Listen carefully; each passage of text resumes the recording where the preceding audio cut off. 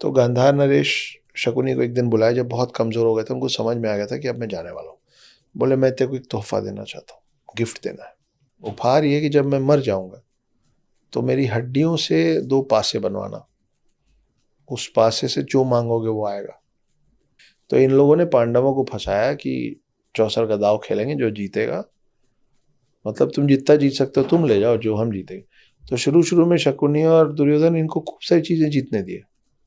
तो इनको लगा बराबरी का मैच है, फेयर मैच चल रहा है। उसके बाद फिर वो हारना चालू हुआ।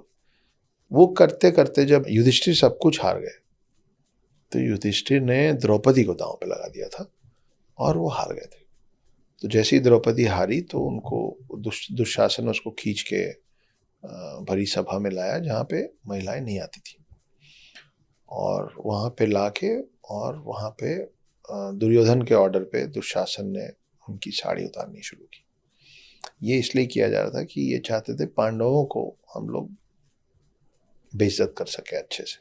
और द्रौपदी से भी प्रॉब्लम तो थी, क्योंकि द्रौपदी का जब स्वयंवर हो रहा था, ये कर्ण का आइडिया था कि बुलाओ और ऐसा करो।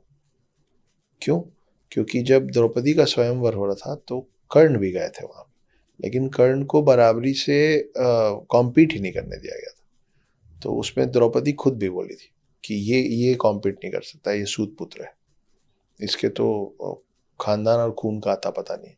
तो कर्ण का अपना एजेंडा था कि मैं इसको बेइज्जत करूंगा। ये मतलब मैं जीतता या हारता वो तो मेरी क्षमता पे निर्भर होता, पर इसकी वजह से, और स्वयंवर है तो वधु जो चाहेगी वही होगा।